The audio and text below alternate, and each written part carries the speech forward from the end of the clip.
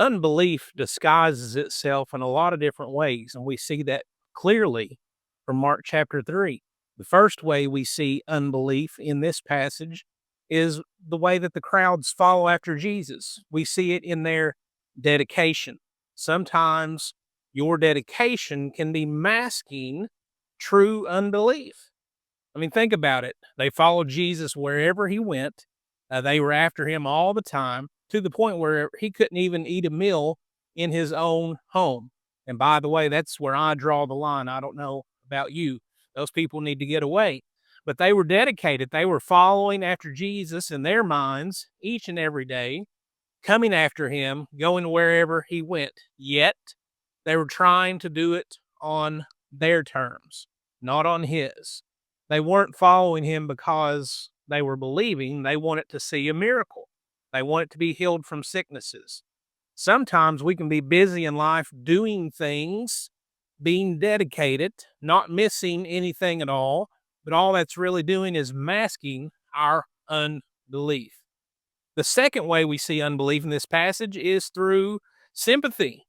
You see the family of Jesus for the first time in the book of Mark, and honestly, they think Jesus has lost his mind to the point where they talk amongst themselves and they plan to go get him and seize him, take custody of him.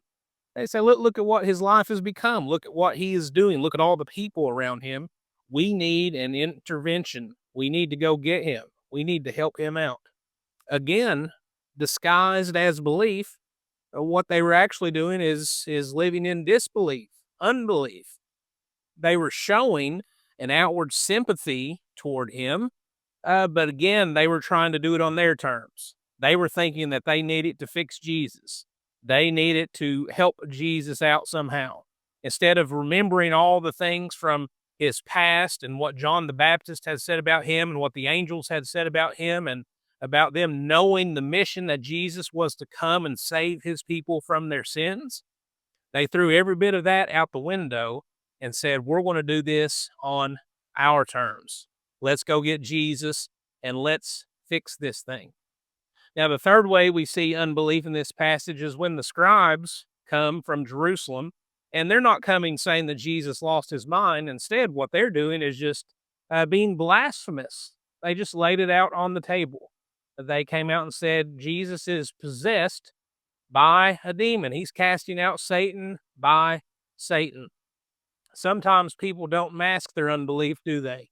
They just put it right out there on the table, make fun of Jesus to his face, make fun of the Christian to his face. Why would anybody believe in someone from a book 2,000 years ago kind of a thing?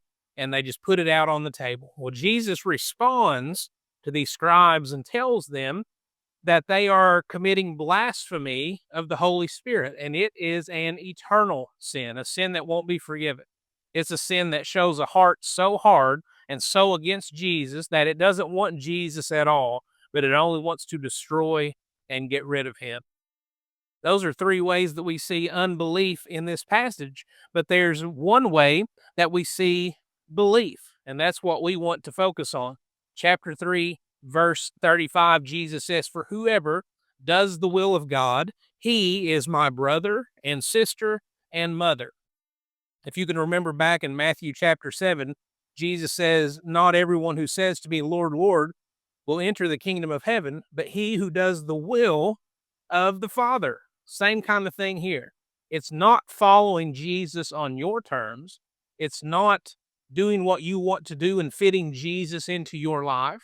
It's not by doing things and having your schedule filled and being so dedicated that you don't have a moment of free time during the day. It's none of those things.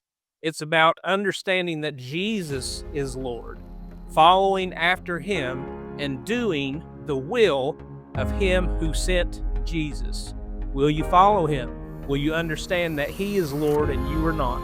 Trust in Jesus. Follow after him.